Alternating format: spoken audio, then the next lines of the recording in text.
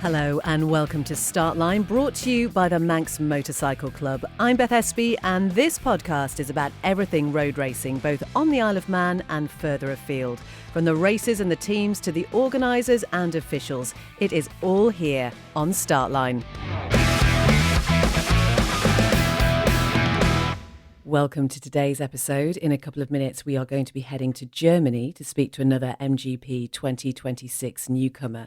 But first of all, at the end of last week, I was at the Victory Cafe at the Bungalow on the Mountain Road for the launch of the season for Crow Racing. Ryan and Callum hold this event every year, basically just to say thank you to their supporters, their sponsors, without whom they say they really could not do what they do. They've obviously got 4 TT sidecar wins to their name now. It's all going to be about what's happening this year. Regulations for the sidecar are slightly different, so that is going to pose something of a challenge. We're certainly probably not going to see the speeds that they have been doing over the past couple of years. But I caught up with them while I was there. It's a completely new class this year, so we've got to learn. We'll be learning, and we're taking everything we can to push forward and keep going as the best we can, as we always do. The aim is to replicate 2025 into 2026, and if they can get better, it's almost like a boxer defending his championship belt. That's what it feels like. I don't want to give the championship up now. I want to keep it, and I want to still prove that, you know, we are the top contenders and we want to keep our title. Like I said it in the room before. This is one of the best bits about racing, you know. You get to meet all these phenomenal people and get to see all their backgrounds and how they succeeded in life, and then they put it back into us and make two men's dream come true, and it's ace. Ryan and Callum Crow. We wish them all the very best for TT 2026. It's not too far away now, and we'll keep up to date with how they get on.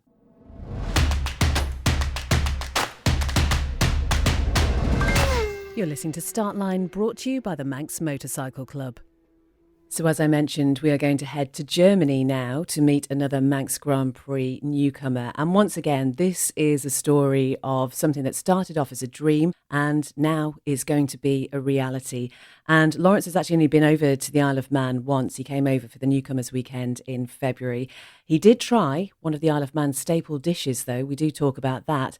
And at the time of recording, he'd also lost his wedding ring. We'll find out at the end whether or not he found it. I'm Lorenz Rothärmel. I'm from the very south of Germany. It's a small town called Bad Waldsee. As a job, I'm a service technician, and I also produce titanium parts in the additive manufacturing race. So pretty busy in my free time. So it's not always that easy to get all the effort it needs to do the road races and the training and prepare everything. But yeah, it's like my biggest dream and my biggest or my most important hobby to do the races, and especially the road races. Yes. We're so looking forward to seeing you over here for the Manx Grand Prix. I know you were over for the first newcomers weekend, weren't you? Yes, exactly. I was there in February. And it was my first time on the Isle of Man. And to be honest, it was a little bit terrifying and also fascinating, because you land there and you see the island. So the clouds were opening up just seconds before the landing. And then you see the island for the first time. And then, okay, this is the place I want to be. So you land there. And I was on the plane with David Datzer.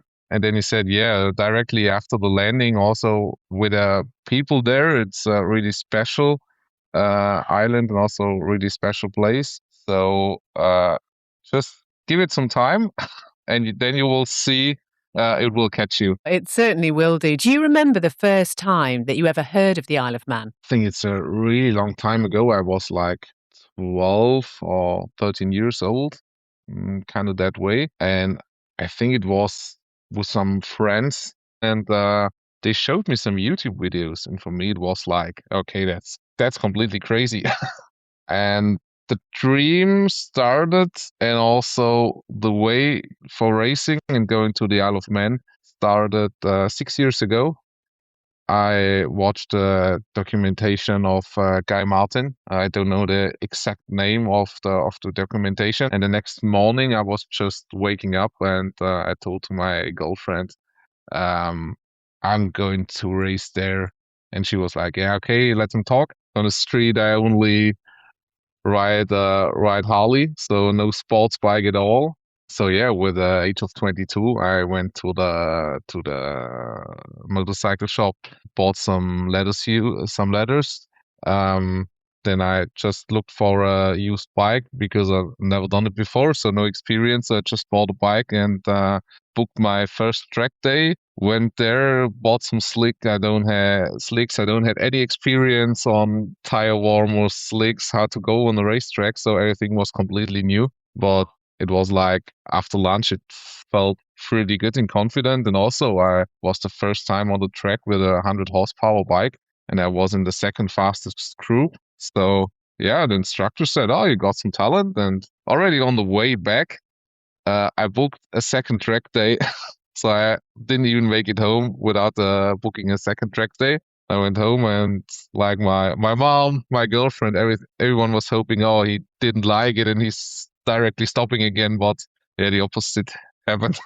I love that, though, the idea that you had this dream after watching the Guy Martin film that you watched, and it's all coming true. I mean, that is quite an incredible thing. And it just shows, I guess, that when you really do want something so badly, everything kind of works towards it happening. Definitely, yes. After that, I was 2 times on the racetrack.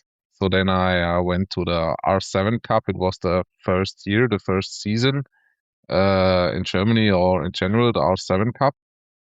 And yeah, I just built some confidence to the bike, did more and more races. And with the time, it was, I just get known to more and more people. And with the more and more people, it was possible for me to get known to Jacques from Belgium. And Jacques gave me the chance to go my first road race. I think it was 4 years ago. It was in Hengelo, and I directly entered for the whole season. I've never been on a road race before, but it was like, this is the thing I want to do.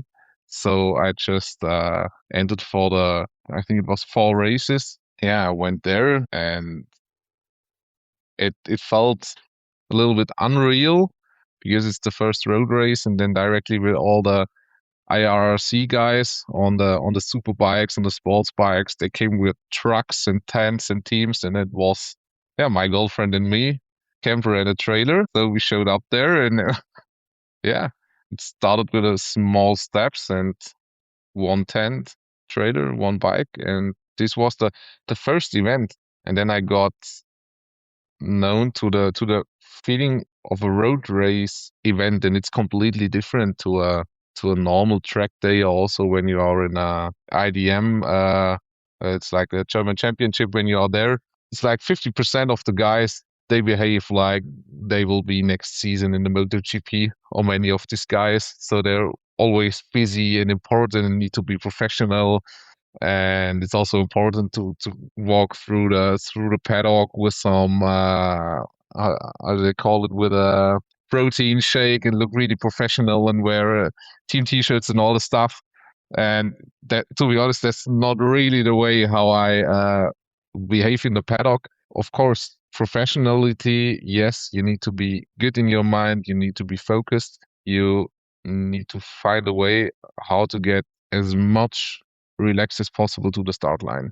And for me, it's like I pay all my bills on my own. So it's like I go to work. I got a little bit support from my dad's company, and also from my uncle. They helped me out, or I can have the camper, which I'm really grateful for. But the rest of the expenses and for the bikes, I all pay on my own. So that's why I have a complete other way. All the other guys, they need to have logos from the sponsors and do photos and call them. And for me, it's like, oh, who's your sponsor? And then I said, yeah, it's me and my dad. want to see a big picture of your dad then on your leathers, maybe. Yes, I have a custom suit, especially for the Manx Grand Prix, and there he will have a big place, definitely. Oh, that is lovely. But, again, it costs so much money, this sport, doesn't it? And Yeah, especially when you're definitely. financing it mostly yourself. And when you're coming from Germany, which is obviously just that added cost of getting over here, how long does it take you to get to the island then? So the travel time, I think it will be about 2 days. So I have 8 to 9 hours to go to France. Then I take the boat to the UK, then go up to, I think the next ferry will go from Liverpool to the Isle of Man. So yeah, I think it will take about 1.5 up to 2 days. And you mentioned David Datzer, who you were on that plane with when you first came over for the newcomers weekend. It must be really good to have that sort of support from somebody who's been over here and knows it so well. Yeah, that was a really big help. So it was, I don't want to call it an accident, but it was more like, yeah, with David, we had some talks and some beers in the IRC, but we never really connected. And then there was a event at the beginning of the year. It was a event also. Give me a second. It's behind me, John McGuinness. I'm sorry, I didn't remember the name. It was a event in it was an event in Germany. Also, John McGuinness was there as a guest, and yeah, there we didn't just talk with some beers, so we had some serious connection about the Manx. Yeah, so we took the same plane to go there, and I had the first rounds on the newcomer meeting on Friday. And I think the most funny thing was, yeah, you go down Prairie Hill, still okay. Then you go up to Union Mills, and then we went to Crosby, and then he said, "Oh yeah, there's the pub. There will always be a lot of persons, and afterwards also because there's a nice jump." And I was like, "A jump? Yeah, for you on the Super Twin, it's not going to be that bad, but on the Super Bike, it's a big jump." And I was like, "I don't want to jump. I want to ride." Yeah, I can imagine. Yeah, I think I'd have just stayed in the pub, actually, to be fair. When you turn round to look behind you, just tell us what it is, that picture that you've got behind you there. Yes, picture of John McGuinness when he did the first round on 130 miles, and also he did me. He wrote on the picture, good luck at the Manx Grand Prix and enjoy." So this was mentioned from John McGuinness to my side, and all. So he said, as a newcomer, take it as easy as possible. Learn the track. You don't need the fastest bike. You don't need the best engine. Just get known to the track as good as possible, because 10 more horsepowers won't make you faster. What's really making you faster if you know the corners and where to go. Well, that's amazing. And, he's celebrating 30 years of racing on the mountain course this year. So to have Yeah. somebody like that giving you advice, again, yeah, you'd want to take everything that he says. Yeah, it was a really good conversation with him. I think we talked about half an hour, and there were a lot of guys in a row waiting for a signature and wanted to talk to him and do a photo. And well, we had a pretty nice conversation. Yeah, it was pretty funny. And you were just talking about that sort of first time that you went round, and obviously you seem to have got a lot of the place names memorized already. How confident are you about how well you know the mountain course? I think it is exactly like David Datzer said to me. He said in the first round. He said his biggest problem is between Ginger Hall and Ramsey, because there you have many corners where you don't know exactly go left, go right, go the double right, or just take the corner a little bit wider for the second corner. And I think this for me is the hardest section to get known to. What I'm really looking forward, what will be really fun for me, is like the mountain mile and going up the hill also to the bungalow. I think this will be really, really fast and not relaxing corners, but this is like the radius I like to go on the bike normally. So two tight corners, I'm a pretty tall and heavy guy, so tight corners are not really tailored to my body. So going on fast or also on bumpy sections, they have a good traction. So that's normally the corners where I gain the time. And that's the thing, isn't it? You have to be so physically fit to take on this challenge. You've obviously done road racing before, but 37.75 miles is quite a different thing. And obviously the pressure on the machine, but also on your body as well. Yeah, that's a big step ahead. So since last year in August, I lost almost 20 kilograms. So I do sports 3 to 4 times a week, but at least 3 times a week to just be as good prepared as possible. And yet it's not all about the weight. It's about staying calm in your head. So being relaxed, because if your pulse is more down, you can be more relaxed on the bike. And the more relaxed you are, the less mistakes you're going to make. Because in my first IRC season, I wasn't really prepared for the how should I call it, for the physical part of the race. So it was like the first 3, 4, 5 laps. I did a pretty good job, and then I started to do mistakes. I missed the braking points. I just didn't catch the corner correctly. I almost lost in every race in the last 2 or 3 laps. I lost 2 or 3 places because I just made way too much mistakes. And then I just got, the more fitter I am, the less mistakes I make, and I can go faster, and it feels relaxed. So yeah, it's a good thing, but it's going 3 times a week to the training when you do a full-time job with 50, sometimes 60 hours. That's sometimes it's just, yeah, you do it because you have a goal, but if you don't have a goal, you wouldn't go to the fitness. No, you really wouldn't, would you? And you mentioned earlier your mum, your dad, your girlfriend as well. How are they all feeling about you going to MGP? It's like my girlfriend is really happy for me. Oh, now it's my wife, not my girlfriend anymore. Oh yeah, we should say actually you've had a bit of a thing today because you've misplaced your wedding ring, haven't you? Yeah, exactly. Fingers crossed you find that very soon. But yeah, so your wife is really supportive of it. Yes. My dad also, he always says he would be happy if I go on normal short circuits and not on road races, and especially not on the mountain course. But he also knows it's my dream, and he won't stop me doing this. So he's supporting me as good as he can.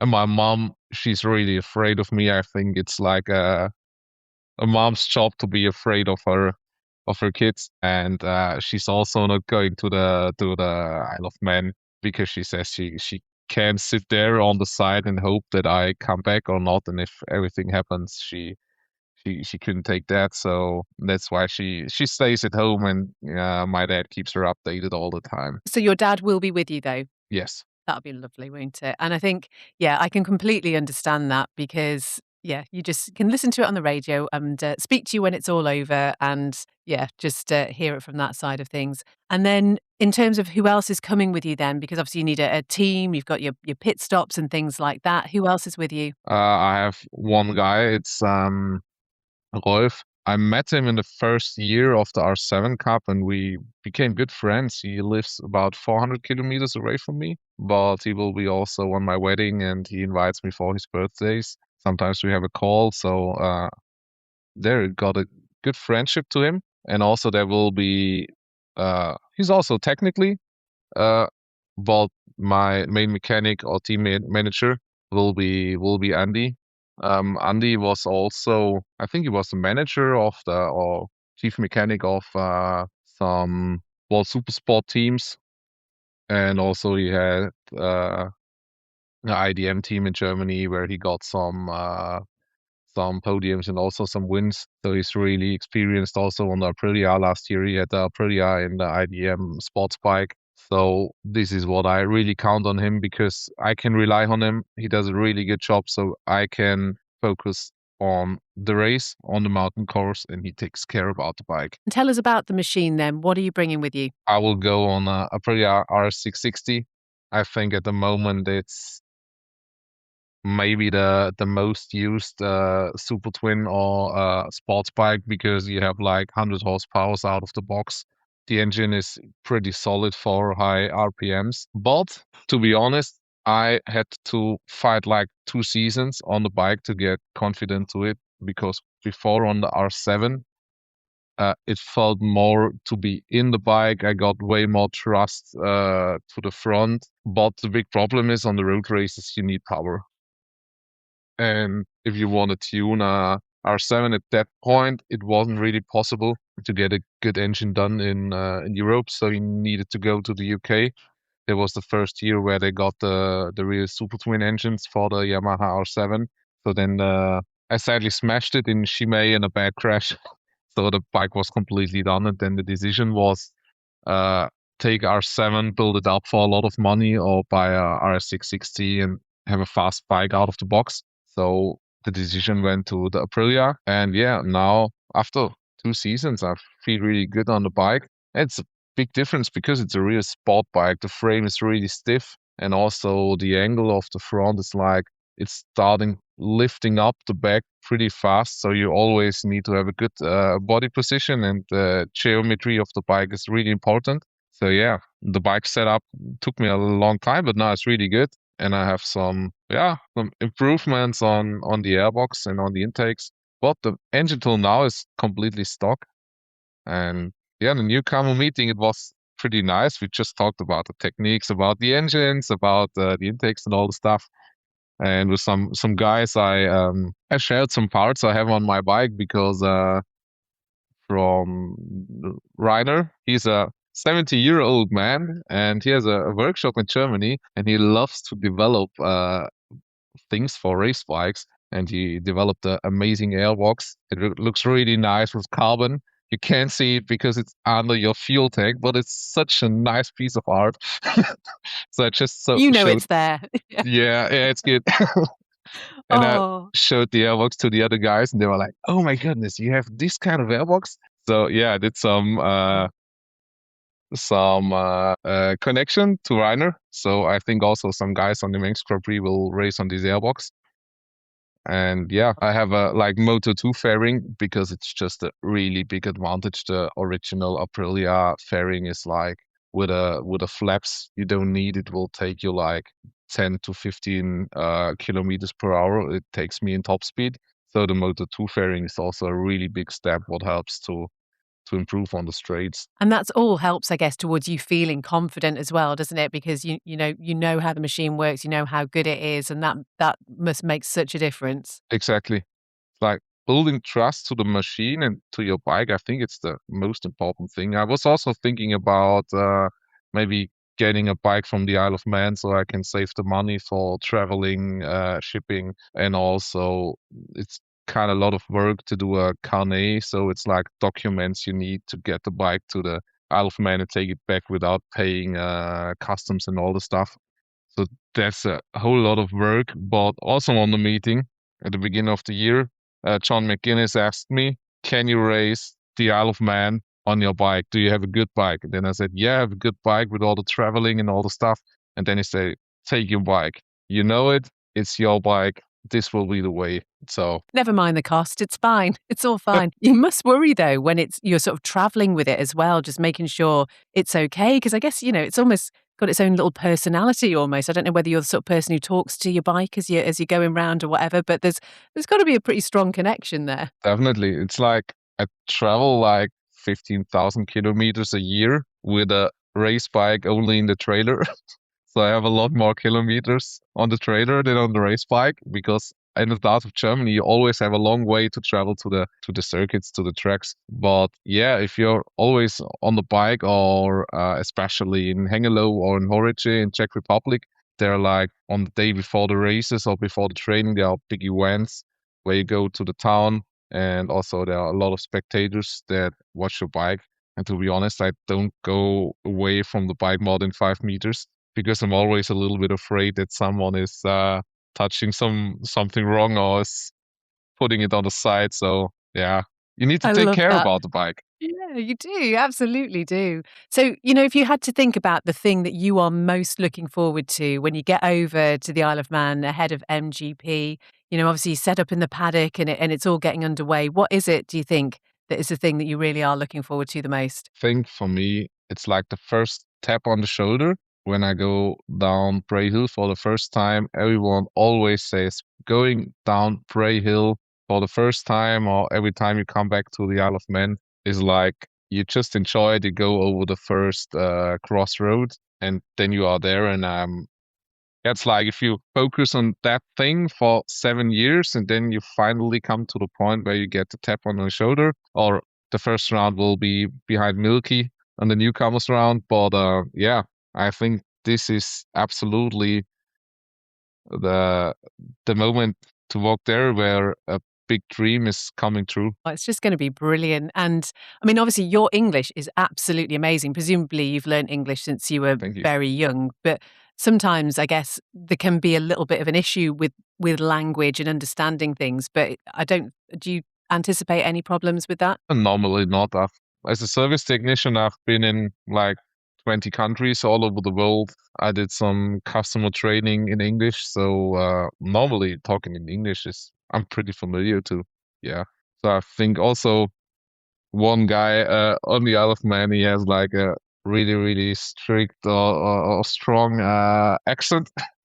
So then it's hard to understand them, especially when they had some Guinness. But under normal conditions, I think there will be a problem with talking to everyone. And when you're over here on the Isle of Man, I don't know what is the sort of food of your area. Is there a special dish that is quite popular where you live? Really special is like it's called Spätzle. Okay, It's what's a that? really typical South German dish. It's like a special type of noodles, but they're done with so traditionally you just make the dough and then you have it on a wooden plank and you just stretch it off like noodle by noodle into the hot water and then you mix it with some good cheese. And this is like really typical food for South Germany. Yes. Okay. Well, we have a couple of dishes over here in the Isle of Man. I don't know whether you got a chance to try anything when you were over back in February. Kippers. Have you heard of kippers? Not yet. Okay, so that's like a sort of smoked fish thing, but Yeah. also chips, cheese, and gravy. You up for trying that? Yes, I had it. Yeah. Did you? You're practically Manx. It's like just the funny thing when we went into the car, like Datsy and me, he went, perfect. There's already Manx radio switched on. And I was like, what is Manx radio? And then he says, I always listen to Manx radio also when I'm at home because then I always know what's going on the Isle of Man. So sometimes I also listen to Manx radio in my car. Yeah, it's pretty funny. Probably don't say too much more about that since I work on Manx Radio. We obviously being out there on social media and letting people know what you're up to is such a big part of a rider's life nowadays. Where can people follow you and how do you find that side of things? So to be honest, I should work out that a little bit more, but you can find me best on Instagram. My name is File Rolo. So Rolo is like the first two letters of my last name and my first name. And I think I got that name when I was like 10 or 12 years. It was in a game called Fire It Up, and the first word always needed to be fire. So didn't know it better, so it was Fire Rolo and keep Fire Rolo. So yeah, you can follow me there and also ask me and support me. Really welcome. It's always funny if you go somewhere and also in the IRC races, if you see that fans have stickers of riders on their bikes or on their tents, on their cars. So for me, that's always funny. So I also bring some nice stickers. Just finally, how are the next few weeks and months looking like for you? What's going on? So for me, it's like right now I build up a spare engine to be sure, even if one engine is blowing up, to have a spare one. I need to do all the stuff for the traveling. I need to all do the custom stuff. For me, it was really nice when I'm at the gym and I sit on the spinning bike. I just go there and watch onboards. So then the time passes really fast. And yeah, getting the bike ready. Then will be the second newcomer meeting in July. And right now, maybe it's also possible to get to the training week of the TT to fly there for 3 or 4 days. So this would be amazing. And yeah, then I hope I'm well prepared to be on Bray Hill and take the bike down there safe. Oh, well, we can't wait to see you when you're over. And obviously, good luck finding the wedding ring. Are you in a lot of trouble for that? Not yet, because I just didn't find it this morning, and my wife said, tonight I just hear that it fell down in the bed. And I said, how can you hear it? She has a light sleep, putting all the stuff to the side and try to find the wedding ring. So keep fingers crossed to find it the next 20 minutes. Yeah, we are keeping every single thing crossed. Great to talk to you, and we'll catch up with you hopefully when you're over on the Isle of Man and you're trying your chips, cheese, and gravy again. Definitely, I will be there. Brilliant. And I'm really happy to make it there and start the Manx. Lawrence there, a big fan of chips, cheese and gravy. If you haven't tried it, honestly, don't knock it until you have. It is one of those brilliant dishes that's particularly good, I suppose, if you've had a bit of a heavy night out. But yeah, we'll put all the social media details for Lawrence on the podcast page, so do give him a follow. And I'm very pleased to report that after 2 hours of searching, the wedding ring was found. So all is well.